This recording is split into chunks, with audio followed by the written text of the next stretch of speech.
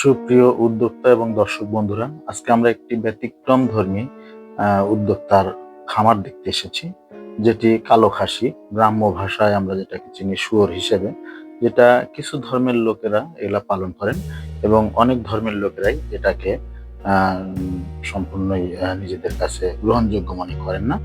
এই কালো খাসিগুলো প্রতিপালনের পরে এগুলো সম্পূর্ণই বিভিন্ন বড় বড় রেস্টুরেন্টে ফরেনারদের জন্য এবং বিদেশে চলে যায় মাংস হিসাবে, খাদ্য হিসাবে।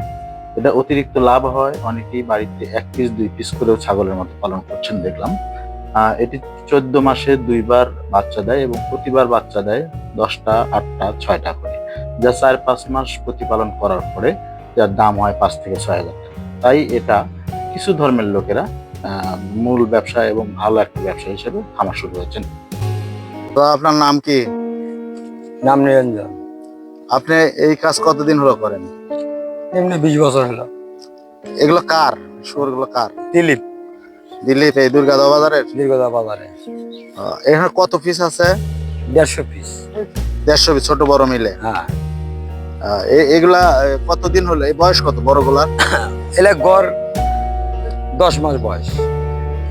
এগুলা তো আগে জানতাম আমরা যে যারা পাটনি বা তরুণী বলা হয় তারা, এখন কি তারাই পালে? তারাই পালে। তো এইগুলা আসলে বাচ্চা দেয় কতদিন পর পর? এই মানে 14 মাসে 2 বার। 14 মাসে 2 বার। কয়টা করে বাচ্চা হয় একটা? হয় 8টা 10টা একটা একটা মানে 5টা 6টা তালে নেয়। যখন হয় ওটা কতদিন বয়সে বিক্রি করা যায়? 4 মাস বয়স হলে বিক্রি হয়। 4 মাস বয়সে কতটুকু ওজন হয়?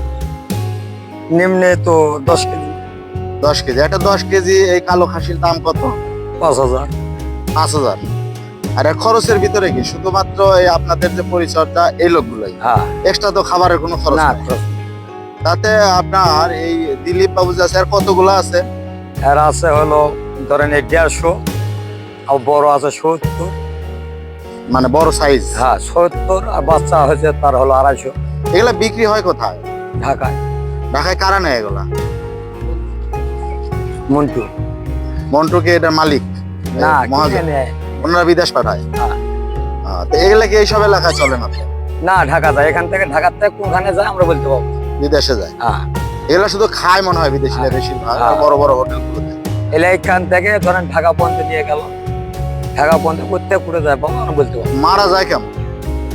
মারা যখন যায় তখন মনে করেন জ্বরের টাইমে দল দাবা ধরেই শেষ। আর ভাগ্য যদি ভালো হয় চললো মেলা দিন।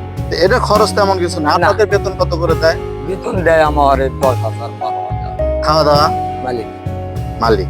3 জন কাজ করেন না? 150 পিস। এগুলো মনে হয় লাভ ভালো না? লাভ আছে। মারাটারা যাই যায় তাতেও লাভ আছে। হ্যাঁ। এটা কি দূরে দূরে যান? হ্যাঁ, দূরে যায়। দিনাজপুর গেছিলাম এই জিনিস নিয়ে এইভাবে? এইভাবে। আবার খোয়াতে হলে আমার দেশে এলাম, আবার এখান থেকে খোয়াতে খোয়াতে আবার মনে করেন ধরেন ঘোড়াঘাট নদী এটা চলে যাবো। এটা তো সকল জাতির লোক করে না। না, যারাই করে মোটামুটি এটা লাভের বিজনেস। হ্যাঁ। ঠিক আছে, আপনারা ভালো থাকেন, সুস্থ থাকেন। ধন্যবাদ আপনাদের। আপনারা এই কাজের সাথে আছেন। এটা বিদেশের থেকে আমাদের অনেক অর্থ আসে। আপনাদেরকে ধন্যবাদ। ভালো থাকেন।